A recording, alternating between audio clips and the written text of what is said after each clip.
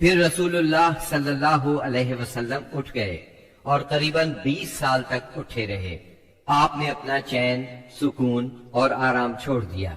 زندگی اپنے لیے نہ رہی، اہل و عیال کی نہ رہی۔ آپ اٹھے تو پھر اٹھے ہی رہے۔ کام اللہ کی طرف دعوت دینا تھا۔ آپ نے یہ کمر توڑ بار گراں اپنے کندھوں پر کسی دباؤ کے بغیر اٹھا لیا۔ یہ بوجھ تھا، اس روئے زمین پر امانت کبریٰ کا بوجھ، ساری انسانیت کا بوجھ، سارے عقیدے کا بوجھ، میدانوں میں جہاد اور دفاع کا بوجھ۔ آپ نے 20 سال سے زیادہ عرصے تک مسلسل اور ہمہ گیر مارکا آرائی میں زندگی بسر کی، اور اس پورے عرصے میں جب سے آپ نے وہ آسمانی ندا، اللہ کی آواز سنی اور یہ بھاری ذمہ داری پائی، آپ کو کوئی ایک حالت کسی دوسری حالت سے غافل نہ کر سکی۔ اللہ آپ کو ہماری طرف سے اور ساری انسانیت کی طرف سے بہترین اجر عطا فرمائے، آمین۔ پھر اللہ تعالی نے آپ کو حکم دیا، اے نبی، جس بات کا آپ کو حکم دیا گیا ہے اس کا صاف صاف اعلان کر دیجئے اور مشرکین سے رخ پھیر لیجئے، اور سب سے پہلے اپنے قریبی رشتہ داروں کو کفر اور شرک سے ڈرائیے، اور جو ایمان لے آئے اور آپ کی پیروی کرے اس کے ساتھ نرمی اور شفقت کا معاملہ فرمائیے۔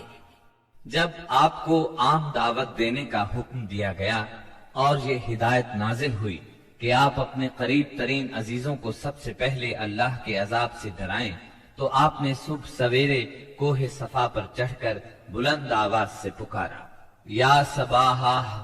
عرب میں یہ صدا وہ شخص لگاتا تھا جو صبح کے جھٹپٹے میں کسی دشمن کو اپنے قبیلے پر حملہ کرنے کے لیے آتے دیکھ لیتا تھا۔ آپ کی یہ آواز سن کر لوگوں نے پوچھا، یہ کون پکار رہا ہے؟ بتایا گیا، یہ محمد کی آواز ہے۔ اس پر قریش کے تمام خاندانوں کے لوگ آپ کی طرف دوڑ پڑے۔ جو خود آ سکتا تھا وہ خود آیا، جو نہیں آ سکتا تھا اس نے اپنی طرف سے کسی کو بھیج دیا۔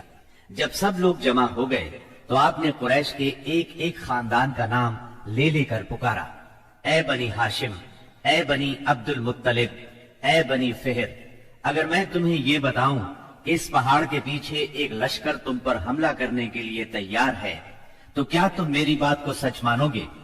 کیونکہ میں ایسی جگہ کھڑا ہوں جہاں سے میں ادھر بھی دیکھ رہا ہوں اور ادھر بھی۔ سب نے یک زبان ہو کر کہا، ہم آپ کی بات فوراً مان لیں گے، ہم نے کبھی آپ کو جھوٹا نہیں پایا، ہم نے ہمیشہ آپ کو سچا ہی پایا ہے۔ تب آپ نے فرمایا، میں تمہیں ایک سخت عذاب سے پہلے خبردار کرنے کے لیے بھیجا گیا ہوں۔ آپ کا چچا ابو لہب بھی اس مجمع میں موجود تھا۔ وہ آپ کا خطاب سن کر سخت برہم ہوا، کہنے لگا، ستیہ ناس جائے تیرا، کیا اس لیے تو نے ہمیں جمع کیا ہے؟ ایک روایت میں یہ بھی ہے کہ اس نے پتھر اٹھایا تاکہ آپ کو کھینچ مارے۔ اس طرح مکے میں اعلانیہ تبلیغ کی ابتدا ہوئی، لوگ مسلمان ہونے لگے۔ مسلمان ہونے والوں میں زیادہ تر نوجوان لوگ تھے۔ اس طرح ان کے بڑوں کو بہت دکھ ہوا کہ ہماری اجازت اور مرضی کے بغیر یہ کیوں پرانے قومی دین سے پھر گئے۔ ان لوگوں نے اپنے نو عمر رشتہ داروں کو طرح طرح سے اذیتیں دی، مارا پیٹا، بیڑیاں لگا کر قید کیا، چھت کے بغیر کمروں میں بند کیا، تپتی ریت پر ننگے بدن لٹایا، مگر یہ تمام اذیتیں بے اثر رہی۔ ان لوگوں میں آزاد مرد اور عورتیں بھی تھیں، لونڈی اور غلام بھی تھے۔ لونڈیوں اور غلاموں کو ان کے آقاؤں نے شدید تکالیف پہنچائیں۔ اسی طرح موالی بھی تھے، یعنی غیر قبیلوں کے عرب، جو اہل مکہ میں کسی ایک کے ساتھ کسی معاہدے کے ذریعے سے موالی بن گئے تھے، مطلب یہ کہ ان کے حلیف بن گئے تھے۔ ان میں سے ایک سیدنا عمار بن یاسر رضی اللہ عنہ کا خاندان بھی تھا۔ ان کے خاندان کو خاص طور پر ظلم کا نشانہ بنایا گیا۔ سیدنا یاسر رضی اللہ عنہ پر اتنا ظلم ڈھایا گیا کہ وہ شہید ہو گئے۔ سیدہ سمیہ رضی اللہ عنہا جو سیدنا عمار کی والدہ تھی، انہیں ابو جہل نے نیزہ مار کر شہید کر دیا۔ یہ اسلام میں پہلی شہید خاتون ہیں۔ جلد ہی قرآن کریم میں بت پرستی کے خلاف سخت آیات نازل ہوئیں۔ مثلا سورہ انبیاء کی آیت 98 میں ارشاد ہوا، کافروں، اس روز تم اور جن کی تم اللہ کے سوا عبادت کرتے ہو دوزخ کا ایندھن ہوں گے، اور تم سب اس میں داخل ہو کر رہو گے۔ بے شک تم اور وہ بت جن کو تم اللہ کے سوا پوجا کرتے ہو سب دوزخ کا ایندھن ہوں گے اور تم سب اس میں داخل ہو کر رہو گے۔ اس پر مشرکین کے ظلم و ستم میں اور شدت آ گئی۔ آپ کی ذات کے خلاف اور اسلام کے حلقے میں داخل ہونے والوں کے خلاف تیزی آ گئی۔ خاص طور پر ابو جہل اور ابو لہب نے انسانیت کی حدود پھلانگ ڈالی۔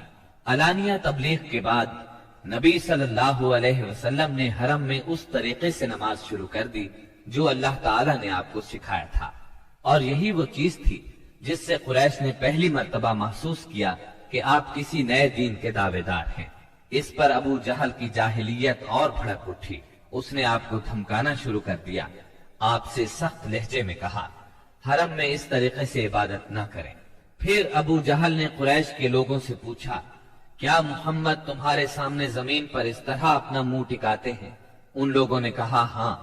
اس پر اس نے کہا، لات اور عزا کی قسم، اگر میں نے اسے اس طرح نماز پڑھتے دیکھ لیا تو میں اس کی گردن پر اپنا پاؤں رکھ دوں گا اور اس کا چہرہ زمین پر رگڑ دوں گا۔ پھر ایسا ہوا کہ اس نے آپ کو نماز پڑھتے دیکھ لیا۔ وہ فوراً آپ کی طرف لپکا۔ وہ اپنے اعلان کے مطابق آپ کی گردن مبارک پر اپنا ناپاک پاؤں رکھنا چاہتا تھا کہ اسی وقت لوگوں نے اسے گھبرا کر خوف زدہ انداز میں پیچھے ہٹتے دیکھا۔ وہ اپنے منہ کو کسی چیز سے بچانے کی کوشش کر رہا تھا۔ لوگوں نے اس سے پوچھا، تجھے کیا ہوا؟ اس طرح پیچھے کیوں ہٹایا؟ اس نے کہا، میرے اور اس کے درمیان اچانک آگ کی ایک خندق اور کوئی ہولناک چیز تھی اور کچھ پر تھے۔ اس کی یہ بات کسی نے آپ کو بتائی تو آپ نے فرمایا، اگر وہ میرے قریب پھٹکتا تو فرشتے اس کے چیتھڑے اڑا دیتے۔ سیدنا ابن عباس رضی اللہ عنہ سے روایت ہے کہ رسول اللہ صلی اللہ علیہ وسلم مقام ابراہیم پر نماز پڑھ رہے تھے۔ ایسے میں ابو جہل کا ادھر سے گزر ہوا۔ اس نے کہا، اے محمد، کیا ہم نے تمہیں اس سے منع نہیں کیا تھا؟ یہ کہہ کر وہ آپ کو دھمکیاں دینے لگا۔ جواب میں آپ نے بھی اسے سختی سے جھڑک دیا۔ اس پر اس نے کہا، اے محمد، تم کس بل پر مجھے ڈراتے ہو؟ اللہ کی قسم، اس وادی میں میرے حمایتی سب سے زیادہ ہیں۔ ایک دن کسی جگہ اونٹ ذبح کیا گیا۔